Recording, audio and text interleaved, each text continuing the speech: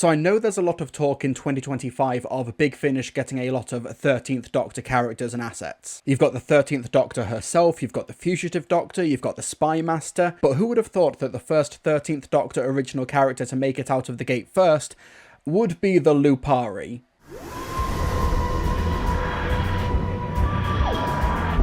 Hello ladies and gentlemen, my name is Mr. TARDIS and this is my review of the latest instalment of Big Finish's Classic Doctors New Monsters range, Volume 5, Faithful Friends. For almost 10 years now, Big Finish have been regularly releasing this range, which pairs up a classic Doctor, basically anyone from Hartnell up to McGann, with an original monster that is specific to the revived series. For example, Volume 1 had the Weeping Angels, the Judoon, the Sycorax, and Time War Sontarans. They were kind of cheating with that one. We've also had the Vashta Nerada, the Rachnos, the Carrionites, the Dream Crab, the Clockwork Droids, the Silence, etc, etc, and now with Volume 5 we've got an interesting set of Doctors and an interesting set of villains or monsters. Because for the first time in the Classic Doctors New Monsters range, we've got the second Doctor, played here by Patrick Troughton's son, Michael Troughton. And also we have a story here featuring K9, who is making his debut in this range as well. But also we've got an interesting 7th Doctor companion, because we've got a lot more like weird Big Finish release schedule shenanigans revolving the 4th and the 7th Doctors'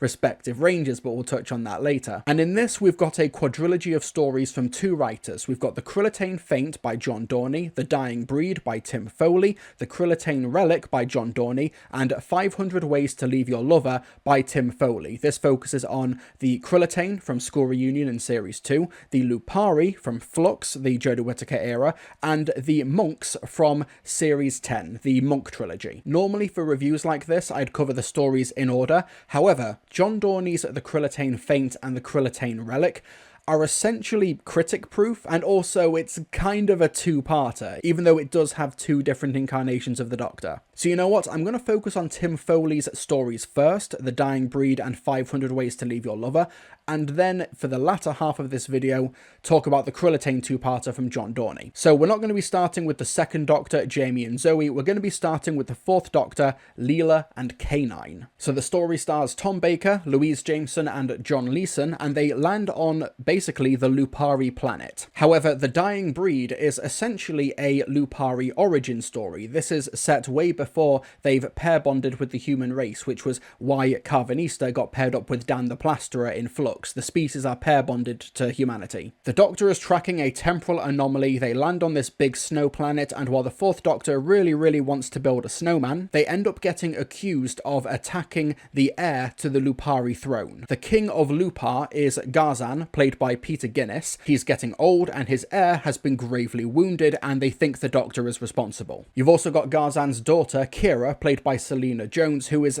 desperate for the throne and is also desperate to ensure that the Doctor, these new strangers, essentially get done for the crime. However, this particular TARDIS team has luck on their side, because they happen to have brought a robot dog. They've brought K9 along with them, and because you have this super technologically advanced, super futuristic dog, the Lupari accept K9 as one of their own and become best of friends, and K9 has to essentially roleplay as the masters to the Doctor and Leela, and hearing K9 in character as like the supreme leader of these two call the Doctor stupid riffraff was something I never knew I wanted to hear, but I was so glad that I did. So while K9 is getting drunk and singing songs with King Garzan, the 4th Doctor teams up with a scientist called Heppert, played by George Naylor, to try and figure out what happened to the heir, how he got injured, who or what is actually responsible, and basically blow the lid wide open on a big Lupari conspiracy that will shake the species to its core. Oh, we travel all over, don't we, K9?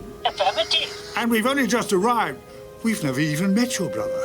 How do you travel? By this blue box. And you must be clever to understand its workings, so do not even try. We are the property of the Lord K9, so you'd better unhand us, unpaw us. Is this true? Well, tell her, K9, that we are your servants. They are my servants. Release the Doctor and Leela. I will not contest your claims here, but you must answer to my father. Your pets are accused of crimes, K9. Which we did not commit. But we'll happily clear the air. Back to the castle, then. We'll keep your servants restrained, as is the custom in this Khanate. That is acceptable. No, it is not. Of course it is. You forget yourself, Leela. To the Lord K9, we are good for nothing riff-raff. Affirmative. Good for nothing. Riff-raff. You're doing marvelously. The Dying Breed is an awful lot of fun. I think the biggest comedic selling point is K9 essentially blending in perfectly with the Lupari. That is such an inspired TARDIS team for this inspired monster in terms of the pairing. It's really effective. They get a lot of comedic mileage out of it. John Leeson is, as usual, great as K9, comedically so much fun. This is probably one of K9's best outings in a long time. K9 does not appear that much in Big Finish anymore, but this is definitely one of his best, more recent appearances. Absolutely, no question. I also think it's a really good outing for Leela as well, because you have this warrior of the Sever team going up against a almost samurai-esque militaristic species like the Lupari, who are all engaged in battle and honor and code and things like that, and she ends up developing a really aggressive rivalry with Kira. But the issue with Kira, though, and while I think that Selena Jones does a great job in the role, I think that, she's so obviously not cut out to be the heir that she wants to be. It's not even ambiguous. She's clearly not up to the job. She's too corrupt. She is way too abrasive. She's so hostile and short-tempered and willing to do immoral things, and that, in and of its own, is not an issue, but the story wants to take a specific turn in the third act with her character, and she's, in my opinion, she was so, morally so far gone and so obviously not up to the job of being heir, that it meant that the ending regarding her character just wasn't credible. I just didn't buy it. It went so far in one direction that there was no time or room for it to make that pivot. It just didn't work for me. However, the tone of The Dying Breed is one of the most interesting things that it has going for it. Yes, it's very funny, but also it has real Shakespearean heft to it. And I think a part of that has to do with the casting of Peter Guinness as Garzan, who is a big stage actor with a great big presence, a brilliant booming voice, and it sounds more like Hamlet than it does Doctor Who, and I mean that as a real compliment here. They even have a Shakespearean-esque framing device with a narrator at points with the Soothsayer, this Lupari Soothsayer, played by Miriam Margolyes, who you may remember as Beep the Meep from the 60th anniversary specials. I will say though, while Miriam Margolyes is very good, and I'm happy to hear her or see her in anything Doctor Who related, she seems a bit stunt cast here. She's given a really vague Eastern European accent and just as generic soothsayer stuff. I don't know why you needed Miriam Margolyes for this. I don't know. On the whole, though, as somebody who really enjoyed the Lupari in Doctor Who Flux, who really enjoyed Craig Elwes' performance in that series as Carvanista, I thought this was a really interesting origin story. I wanted to learn more about the Lupari in the TV series, and the expanded universe has paid off in dividends here to give them a really interesting origin story, some really interesting lore and world building here.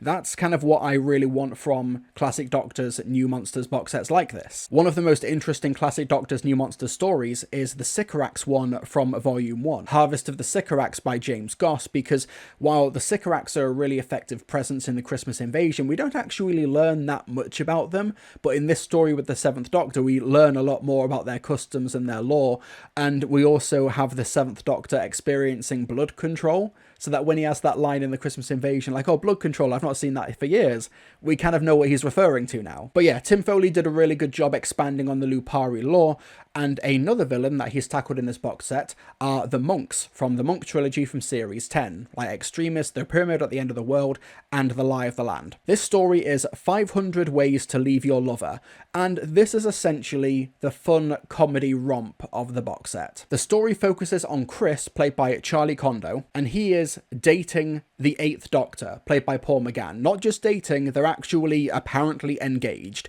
and Chris is trying very, very hard to break up with the Doctor. They're on a honeymoon at a luxury lunar spa in a big revolving restaurant in the clouds. They go skydiving, they go into the sauna, they go into the massage parlor. Basically, the setting and the scenes change every couple of minutes to deliberately disorientate Chris in a way to stop him from dumping the Doctor. And the Doctor seems to be completely in on this. The Doctor seems to completely know what's happening and is trying to stop this dumping from happening. However, around this lunar spa, Chris keeps on spotting in the corner of his eye, in the back of the room, these figures in orange and red cloaks, and these are obviously the monks. All of reality is at stake, but why on earth do they want him to split up with the Doctor? And if you remember the monk law from Series 10, they need his earnest consent for something. And what on earth do they need that for? You'll have to listen to 500 Ways to Leave Your Lover to find out. Oh, so much steam, and why is it so... Full of French moon dust. Does wonders for the pores and the lungs. Breathe it in. So refreshing. Look, we really need to talk. Yeah, sit down first. Make yourself comfortable. I really don't mind standing. Oh, look, I've bunched up. Well, it's a very small bench. You never let yourself relax, Chris. I feel as though I do nothing else. A luxury cruise, dinner in a cloud restaurant. Yes, we'll have to do all those things and much more. Have you been to Plon? I'd love to do Plon. I have something I need to say to you. Can it wait? We're doing yoga with accordions later. We'll speak then. No, we'll speak now. I mean, I had hoped to be alone. What do you mean? Well, it's a conversation we should have in private, but... No, I mean, we are alone. I made sure of that. Well, what about the gentleman in the far corner? Where? The steam's not that bad, right there, in the red towels. If they were really committed to the French aesthetic, they'd be in white and blue as well. Oh, no. No, it's all right. Are we disturbing you?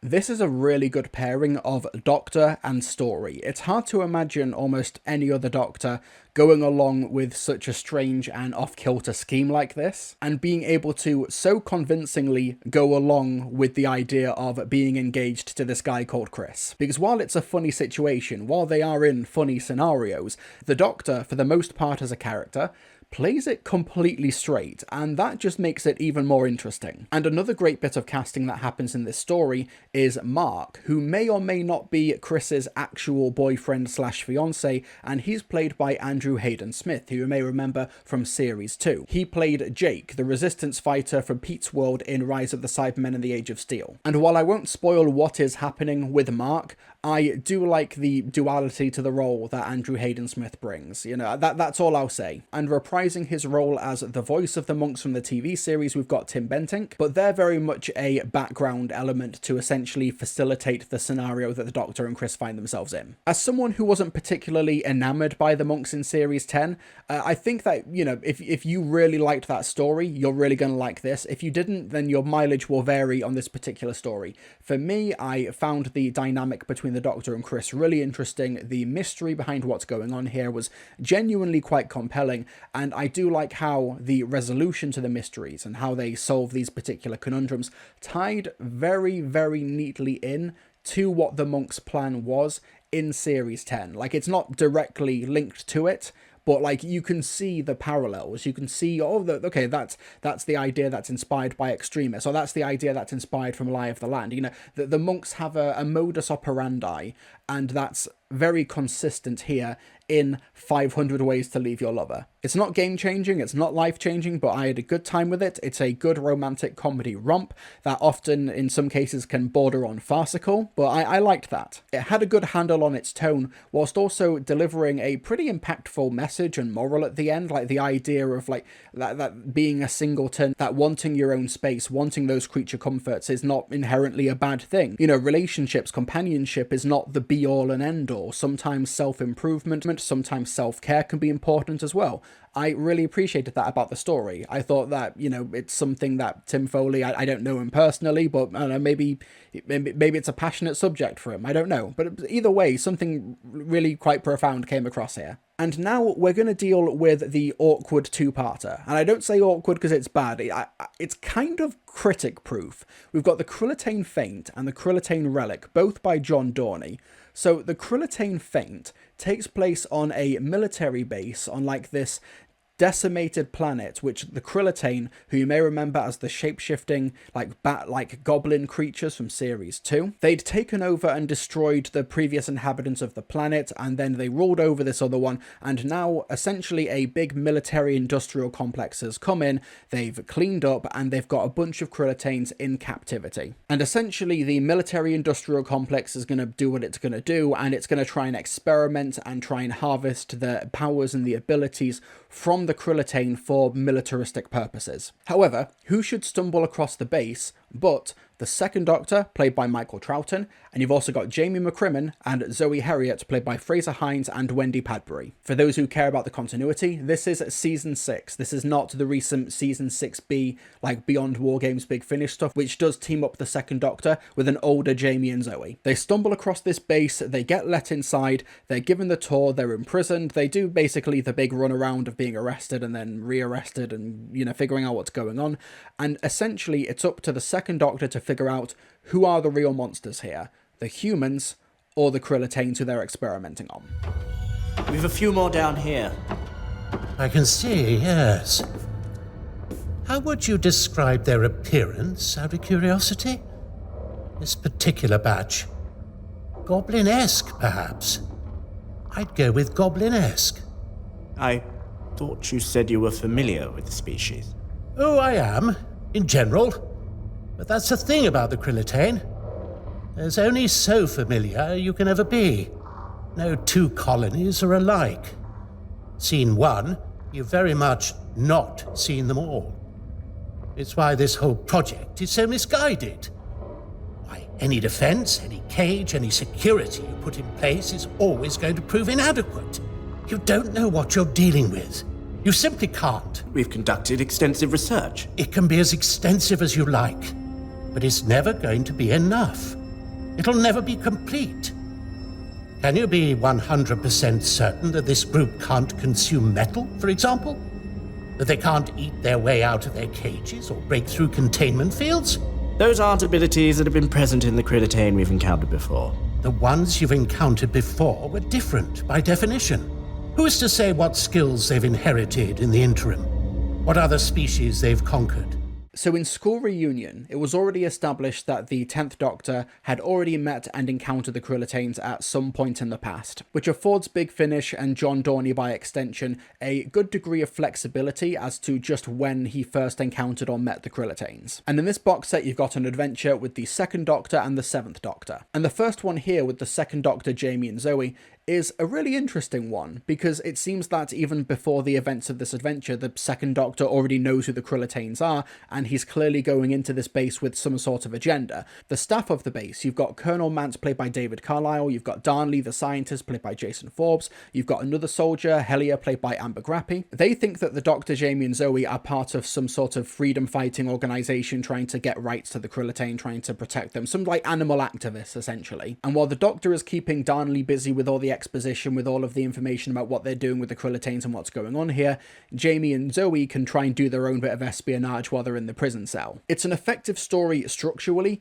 even if you are essentially, in both the Krillitane stories to be honest, you're essentially dealing with archetypal characters. You've got the Colonel, you've got the scientist, you've got the, the hot-headed soldier who means well. However, what makes the Krillitane Feint so effective as a story is its structure and its pacing. There's this sort of really lethargic pacing to it, where it kind of feels like they're trudging towards imminent disaster. And there's this real effective undercurrent of tension to it as well. And a lot of that is how Michael Troughton plays the Doctor in this particular story. And one character even has him banged to rights. It's I don't think you're as dumb as you're making out to be. And I think the Doctor feels a little bit threatened by that exposure. So the barely veiled threats, the undercurrent of tension that Troughton brings to the role in this particular story, I found it to be really enthralling to listen to. I thought it was really strong. And then, for the third act of the Krillitane Feint, it plays its hand, and I can't say why or what on earth happened here in this review. All I'll say is that the third act goes completely off the wall and bonkers. It takes some massive swings creatively, some very big interesting character choices, and big like sweeping ramifications for this box set, which end up playing out in the next story, the Krillitane Relic. And I can't even begin to talk about the plot of the Krillitane Relic, because it's built upon those big creative swings and those big twists from the Krillitane Feint. I can only talk about a couple of like tangential elements, but in terms of the actual plot and the characters in the Krillitane Relic, in good conscience, I can't begin to. So the Krillitane Relic takes place in the far future, and you've got the 7th Doctor and Ray, played by Sarah Griffiths. And Ray, you might remember, is the motorcycle enthusiast from season 24's Delta and the Bannerman, with Sarah Griffiths reprising her role for the first time in like 40 years for this particular box set. And you're kind of wondering, why is the 7th Doctor and Ray, why are they travelling together? What's happened here? Because she's already basically an established companion by the time we meet her here in this story. Well, as has been the case for the past couple of years with the 7th Doctor and the 4th Doctor box sets involving Naomi Cross and Harry Sullivan, they've been released in the wrong order, or at least not the order that they were intended to when they were first conceived. In June, we're going to get the last 7th Doctor and Naomi and Harry box set. This is the third one with this TARDIS team, and this box set is going to see Sarah Griffiths' Ray return, and then I presume that Naomi and Harry are going to depart and Ray is going to join the Doctor, which will lead into like this box set, this particular story. But remember, Naomi and Harry started off as companions of the 7th Doctor years ago, having already travelled with him, and then it turns out that they travelled with the 4th Doctor, but these box sets didn't get released in the right order, so that's why there's so much chronological confusion. That being said, the 7th Doctor and Ray, it's a good TARDIS team, and there's some plot-specific things I can't allude to here, which really emphasises Ray's stance as a pretty recent companion. You know, she's only started travelling with the 7th Doctor, and she's trying to figure out, you know, what is her place as a companion? You know, what exactly is her role next to the Doctor, and how is the Doctor going to treat her moving forward? However, massive shout out to Sylvester McCoy, who does an incredible performance here as the 7th Doctor, who is particularly melancholic for, once again, reasons I can't get into that tie into the first story, but he's got some really wonderful moments of reflection when he's thinking about past incarnations and past companions and such. And really interestingly with Ray, he basically quotes verbatim the 12th Doctor's duty of care speech, duty of care line from Hellbent in Series 9, which I thought was really effective, and not just because it comes from another Scottish Doctor, but the way the Doctor's journey and relationship with his companions, how that ties in to the Krillitanes themselves, who are this like imperialistic force who take it very literally, how they literally assimilate physically and they take the actual physical characteristics and traits of the species that they take over and conquer, like how it manages to sort of interweave that with the Doctor's arc with his companions in this particular box set and in this particular story, I thought was really fascinating. It was a really great piece of like meta commentary from John Dorney. I want to emphasize here, I think that the Krillitane two-parter from John Dorney here is bloody great. I think it's a stonking great story as a two-parter. However, it is critic-proof without getting into spoilers. I might try and make like a dedicated video just breaking down the story and what happens in it, you know, kind of like I did for the 6th Doctor with the ending of Purity Undreamed. Today will not be that day, unfortunately, but I do have a lot to say about this Krillitane two-parter, but I do have a lot to say, and basically all of it is praise for the Krillitane two-parter, and it is one of, if not like my actual favourite classic Doctor's New Monsters story from the past few years. It might actually like be right up there and like in terms of the top 3 because of the way it uses its structure and its place as a pseudo multi-Doctor, multi-companion two-part story. I'm trying to think of what are the best stories from this range. It's a really good range that I think is like a really good like Big Finish starting point. If you've not listened to Big Finish or if you've not listened to much Big Finish, these box sets are like a really good jumping on point if you want multiple stories. But in terms terms of like the best ones, you've got Judoon in Chains, which is a Judoon and 6th Doctor story. You've got The Queen of Clocks, which is a 6th Doctor and Mel and Clockwork Android story. And now with Faithful Friends, you've got the Krillitane Feint and the Krillitane Relic with the 2nd and 7th Doctors. Those, I think really those three, in no particular order, are like the high benchmark for this range. For me though, I'm just kind of waiting for Stephen Noonan as the first Doctor to get on board with this range now. The Hartnell Doctor, the first Doctor, really is the only Doctor like left standing now in regards to this range. You just have to rip that band-aid off and go for that story now. But yeah, I love the Krillitane two-parter, but as a box set overall, this was really good. I think that if you want the fun, like, rompy stories, then yeah, you've got 500 Ways to Leave Your Lover, you've got some really strong comedy in The Dying Breed, but also some, like, Shakespearean tragedy drama, like some genuine dramatic heft there. I thought that was a really good story as well. Tim Foley has done a great job here, but, you know, not to try and single out a particular person, but John Dorney's Krillitane two-parter is the MVP of this particular box set. Really, really strong, great stuff. And Faithful Friends as a box set is one that I really do recommend, especially if you are a fan of the Classic Doctor's New Monsters range. I also think as a whole it's probably the strongest overall box set since the second volume. But yeah, that's my review of Doctor Who Classic Doctor's New Monsters Volume 5, Faithful Friends. That's a long title. Thanks so much for watching this review. Hit the like button down below, leave a comment down below if you have a favourite Classic Doctors and New Monsters story, I want to hear it. If you have listened to this box set, please be respectful and do not leave Krillitane related spoilers in the comment section below. I will be keeping an eye out, but you know, let me know if you do want me to do a video on this particular two-parter to try and delve deeper into what happens and the themes and the ideas that are being espoused in it. You know, it's something I might like to cover, but only if you folks want me to cover it. Subscribe if you haven't already, it really, really helps me out. Folks, thank you so much for watching, and I'll see you all next time.